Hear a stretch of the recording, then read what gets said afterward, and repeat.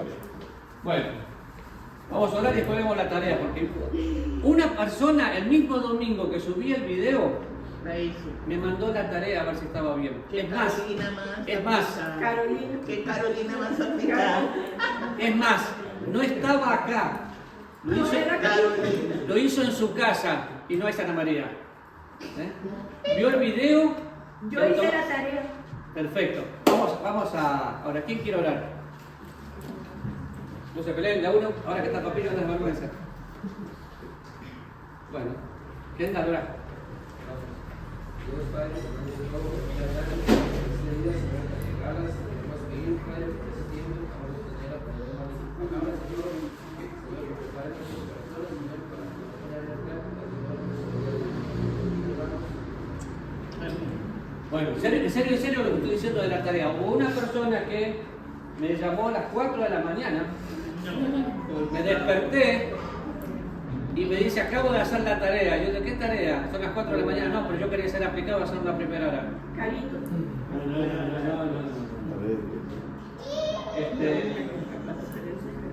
¿Dónde está el versículo? Acá está el versículo. Después. Y acá está la tarea. Mateo 9. Ahí está la tarea. Mateo 9. Lo que él mandó, lo que él vio, lo que él sintió, lo que él hizo. ¿Cuál es el versículo? Mateo 9. Bueno, ahora Mateo 9.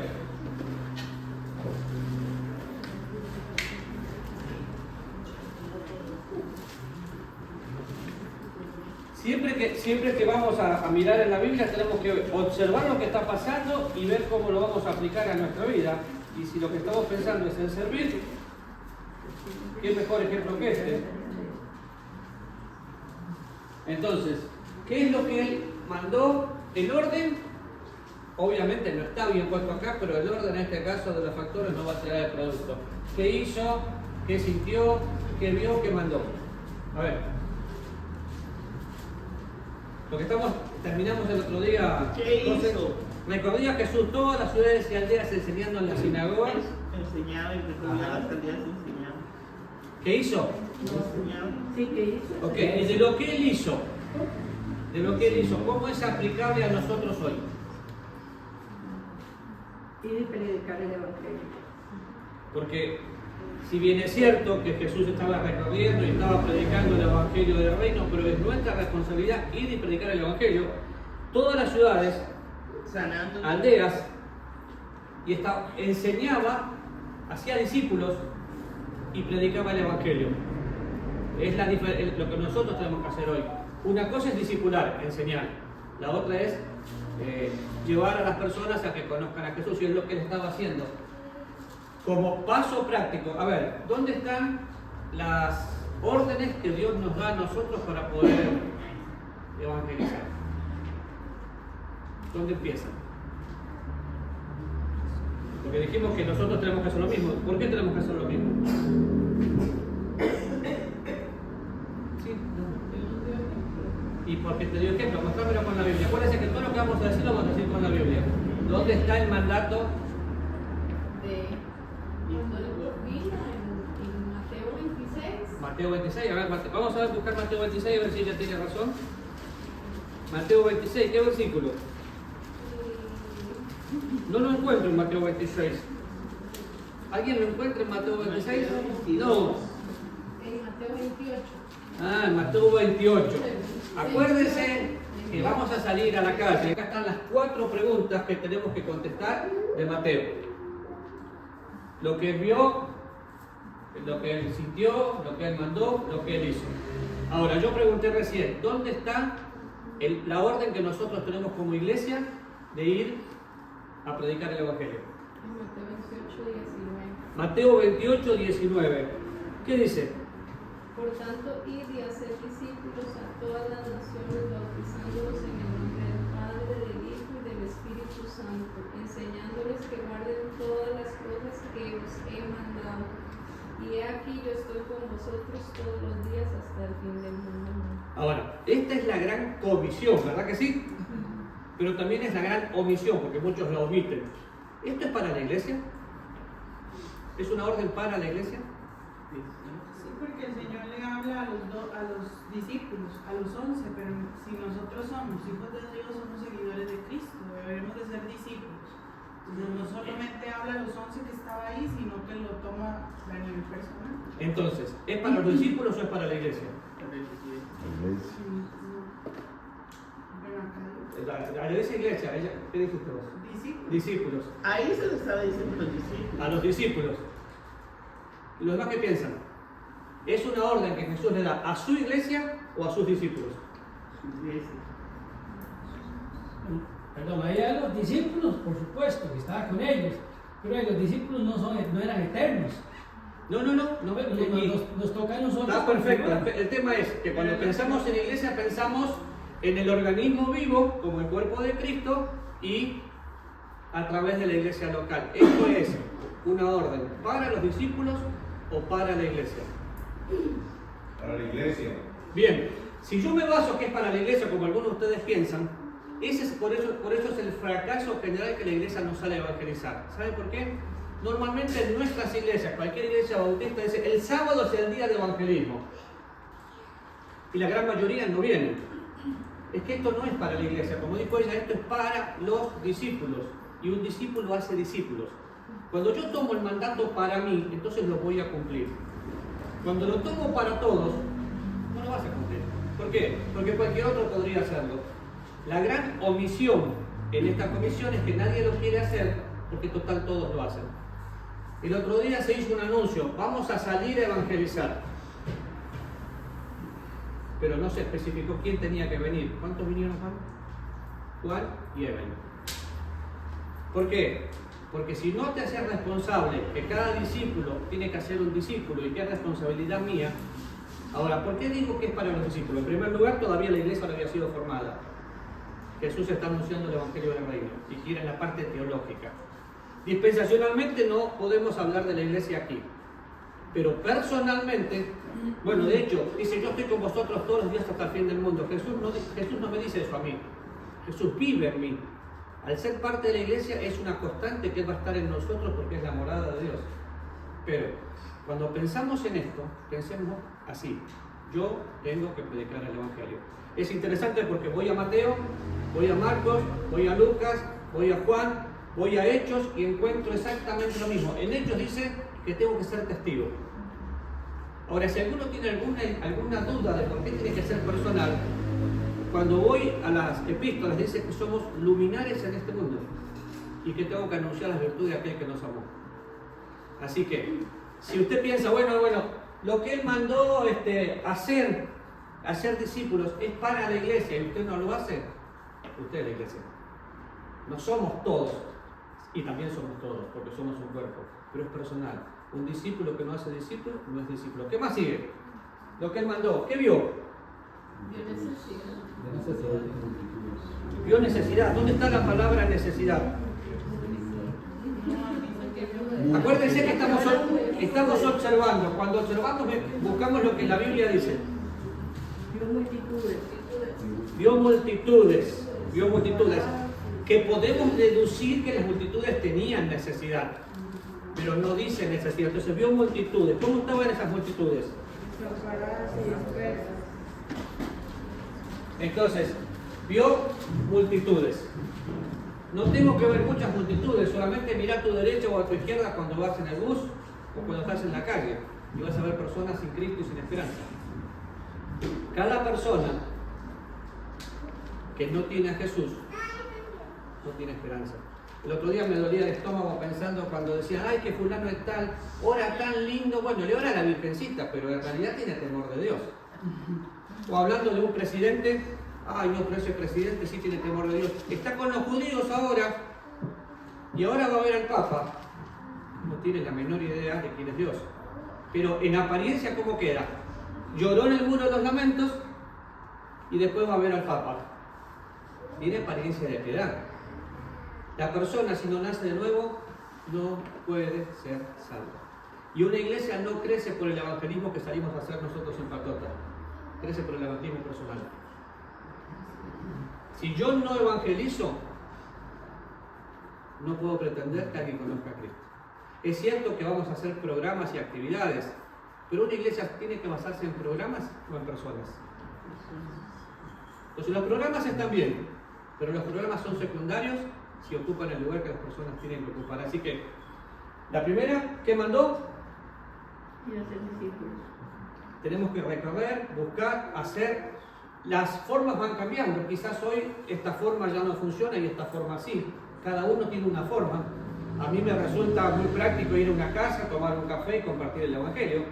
Quizás no me resulta, cuando me paro en la calle a hablar con alguien, en una cuestión social puedo conversar, pero si sabe que le voy a predicar y voy con la Biblia, me saca corriendo. Entonces cada uno de ustedes tiene que tener una forma. Ahora, si cada uno, empezando por ahí, y fuéramos 20, si cada uno evangeliza uno, al poco tiempo somos 40. Porque lo evangelizo y lo discipulo y lo llevo a crecer. Entonces, lo que él vio las multitudes. ¿Cómo estaban las multitudes? Desamparadas y dispersas como ovejas que no tienen pastor. ¿Y qué sintió? Compasión. ¿Qué significa compasión? Sufrir con la otra persona. Dice que le llega hasta las entrañas. Como el chinchulín. Que le llega hasta las entrañas, sentir de la otra persona. ¿Qué más? Empatía. ¿Qué más? Ahora, no lo conteste en voz alta, pero cuando usted sabe que una persona está al lado suyo. Yo tengo una persona muy querida que su esposa no es cristiana. Yo puedo compartir con ellos, puedo amarlos, pero qué dolor. ¿Por qué? Porque no es cristiano una de las dos. ¿Cuál es la esperanza mía? La esperanza mía no es que lo voy a ver en el cielo, es que tiene eternidad. Y no es que tal vez a último momento, porque siempre hacemos esto, es que tal vez en el último momento Dios le concede que se arrepienta y hace una oración. No nos calmemos la conciencia con algo que no sabemos lo que va a pasar. Mi responsabilidad es predicar. Entonces, ¿qué sentís o qué sienten cuando tiene una persona que no tiene a Cristo? ¿Cómo se llama ese proceso que se hacen con las ranas que le ponen agua y lo van calentando y no se da cuenta? La ponen ahí, o la ponen en agua fría y empiezan a calentar. Tiene un nombre eso, pero no me acuerdo ahora. Nosotros nos vamos acostumbrando. Nos acostumbramos tanto a estar con personas y a estar en la iglesia que por eso muchas veces cuando viene visitas que le decimos, bienvenido hermano. ¿Se acuerda que yo les dije a Manuel no digan? Bienvenido hermano, que no sea la primera ni la última vez. Hermano, ¿y quién? No le puedo decir hermano a cualquiera, si no lo evangelicé. Pero nos aprendimos tanto a utilizar una palabrería evangélica que le decimos hermano a cualquiera, pero si no tiene a Cristo y no fue limpio por la sangre de Cristo, no es mi hermano. Entonces, ¿qué tengo que hacer? Cada persona que yo saludo y que no conozco, tengo que ver cómo le presento a Cristo. Y eso no significa que te vas a poner a hacer un sermón cada vez que lo ves, pero qué simple es, ¿qué tal? Oh, usted se llama Juancito, qué gusto saludarle, ¿cómo está? Y al ratito yo me acuerdo cuando yo nací de nuevo. ¿Y usted? Y le haces la pregunta. O le haces cualquier otra pregunta.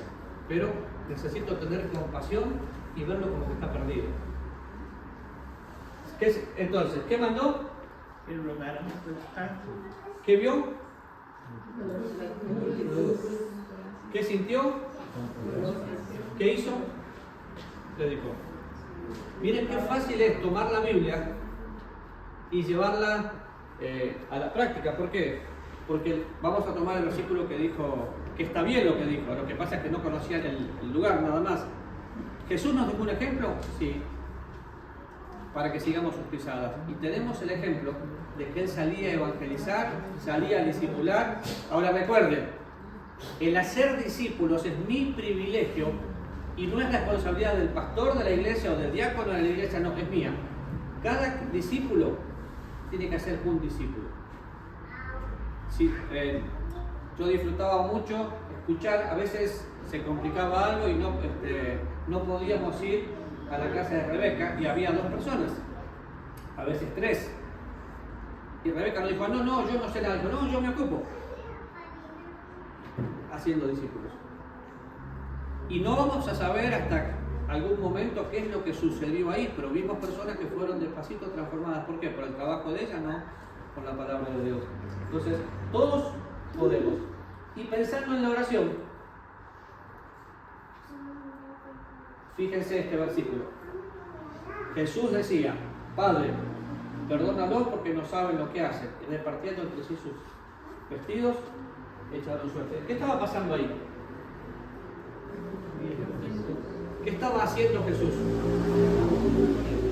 Sí, estaba a punto de morir. ¿Y él qué hizo? ¿Se quejó? Padre, perdónalos, oró. Uno de los secretos del ministerio es orar. Todo ministerio empieza con hombres que pasaron tiempo orando. No pasa nada si orás de pie, orás de rodillas. O sea, la forma no importa. Es tu corazón delante de Dios. Pero estaba Jesús acá, lo estaban a punto de matar. Era un juicio muy injusto. Pero fíjense el versículo, vayan conmigo. Lucas 23.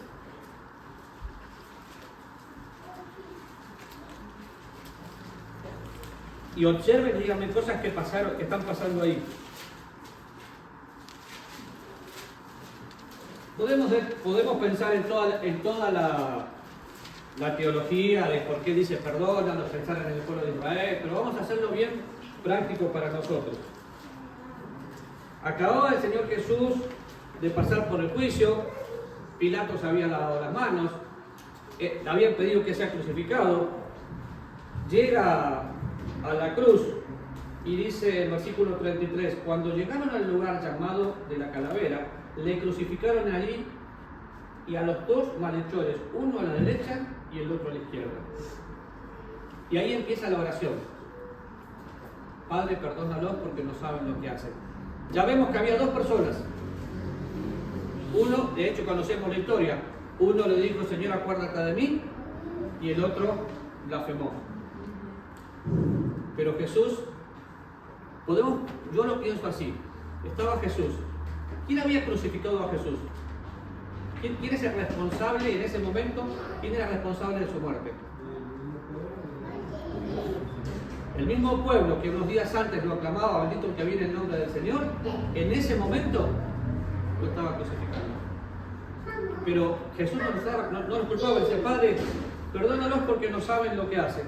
Ahí abajo estaban los soldados, en una costumbre, echaban suerte y repartían la ropa. ¿Por qué? Porque querían quedarse con una prenda que tenía valor. Ahora, en el versículo 35, ¿qué estaba haciendo el pueblo? Mirando. Y aún los gobernantes se burlaban. ¿Y qué decían? A otro salvó, sálvese a él mismo. El pueblo estaba mirando. Y cuando yo leí esto me llamó mucho la atención esa frase que puede no ser nada, o puede ser muy importante. Cuando miras la cruz, ¿qué ves? Yo veo una cruz vacía, llena de sangre, que fue para que yo pueda ser limpio. Pero una cruz que si la gente no va, no puede ser salvo. Si no pasan por la cruz no hay salvación. Acuérdense que no son buenas obras, ni nada por el estilo. Tenemos que pasar por la cruz para reconocer nuestro pecado. Pero no me puedo quedar mirando.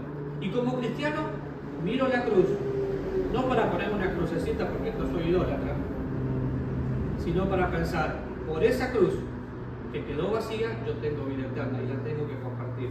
Pero tengo que mirar la cruz. Yo creo uno de los graves problemas como cristianos que hemos dejado de mirar la cruz. Y no me refiero a poner un púlpito con una crucecita. Me refiero a mirar dónde yo fui salvo. Ahora, estaban los soldados que les escarnecían, empiezan a burlarse. Y acá en el versículo, ¿quién lee 41 y 42? O de 40, sí, perdón, está bien, 41 al 43. Nosotros a la verdad juntamente padecemos, porque recibimos lo que merecieron nuestros hechos, mas ningún mal hizo. Y dijo a Jesús, acuérdate de mí cuando vengas en tu reino. Entonces Jesús le dijo, de cierto te digo, que hoy estarás conmigo en el paraíso. Cuando era como la hora sexta, hubo tinieblas sobre la tierra hasta la hora novena, y el sol se oscureció, y el velo del templo se rasgó por la mitad. Venía repitiendo porque entonces... Yo pensé que no. Y fíjense el versículo 46. Entonces Jesús, clamando a gran voz, dijo, otra vez oró. Comienzas su ministerio orando, pero cuando está muriendo está orando. Porque la oración no es un tiempo donde yo, Señor, te pido. No, la oración es. Ahora recién dije, ¿quién quiere orar? ¿Vieron qué silencio que hubo acá? ¿Saben por qué? Porque ustedes piensan que pueden orar mal y que alguien los puede criticar. Porque me da pena. Si pensás que te da pena, a un bebé no le da pena aprender a hablar y somos hijos de Dios. Si pensás que alguien te puede criticar, el que te critica, el pecado es de él, no tuyo. ¿Qué mejor? ¿Quién quiere orar? Yo quiero orar porque voy a hablar con el Padre. Ahora, acá hay dos personas, una blasfema, el otro no, y yo no tengo duda que estos ladrones habían escuchado al Señor mientras recorría Galilea y enseñaba predicar el Evangelio. Porque no hubo que explicarle nada, llegaron servidos. Y fíjense, cuando ora la segunda vez, ¿qué dice? Padre, en tus manos encomiendo mi espíritu. Y habiendo dicho esto, expiró. ¿Quién toma la decisión de morir? Jesús. Fue voluntario. Nadie le quitó la vida y él tiene poder para ponerla a disposición y para volverla a tomar. Pero Dios maneja los tiempos. Él dijo, Padre, en tus manos encomiendo mi espíritu. Ahora, recién leíamos todo lo que había pasado cuando el cielo cambió de color y demás. Fue un milagro que en ese momento, ¿qué estaba pasando en el templo cuando el Señor Jesús murió? ¿Por qué sucedió? De arriba abajo. ¿Qué significa eso para nosotros? Fuerte, Manuel. Y ahora podemos acercarnos al Padre sin ninguna restricción. Que ahora podemos acercarnos al Padre sin ninguna restricción. Ya no tengo que ir a buscar al lugar santo, santísimo. Ya vivo en ese lugar. Es mío, tengo entrada directa. Por eso recién dije, ¿quién va a orar? Si estás en el lugar santísimo, disfrutar. Ahora, interpretación mía. Abajo de la cruz estaban todos mirando, ¿se acuerdan? Y estaba el centurión, versículo 47. Cuando el centurión vio lo que había acontecido, ¿qué dijo? Verdaderamente este hombre era justo. Podemos pensar que ese centurión era el mismo que después ayudó a Roma, pero dio gloria a Dios. ¿Cómo? Se estaban matando a una persona. Y si los centuriones estaban acostumbrados a ver a la gente morir, ¿qué pasó? Que creo que ese centurión nunca había pensado que alguien dijo, este es mi momento de morir y ahora muero. ¿Qué tenían que hacer? ¿En qué momento le quebraron los huesos a Jesús? Pero había que quebrarle los huesos. Lo único que hicieron fue ponerle una lanza y quedar impactados porque salía agua y sangre. Una figura de la iglesia. Pero nada más. Ahora el centurión queda y dice, wow, este hombre era justo, gloria a Dios. Y toda la multitud de los que estaban presentes en este espectáculo, ¿vio esa palabra? Viendo lo que había acontecido, volvían golpeándose el pecho. Fue un espectáculo, claro, nunca se había visto algo así, porque un espectáculo de crucificar a una persona, crucificaban personas siempre, pero nunca había sucedido lo que había sucedido. Entonces miren, Jesús decía, Padre, perdónalos, porque no saben lo que hacen. Tomo esta oración para mí. Y yo tengo que entender algo. Mientras dependa de mí, debo estar en paz con todos. Yo fui perdonado para perdonar. Quizás tenés alguna persona que no te cae muy bien. No tenés excusa para decir que no. Porque estando en la condición de hombre, se humilló hasta la muerte y muerte de cruz. Y ahí perdonó. Ese es Jesús. Y continuó orando. Vemos cuando dice Elí, Elí, lama sabactani, ¿por qué me has desamparado? Y yo quiero que ustedes averigüen lo siguiente, que traigan la definición del diccionario entre abandono y desamparo. Son dos cosas muy diferentes que las hemos escuchado, pero ¿qué es abandonar y qué es desamparar? ¿Por qué Dios aquí desampara y no abandona? ¿Y cuál es la consecuencia positiva para nosotros o negativa para nosotros? Esa tarea para el domingo, ¿está bien? Ahora sí,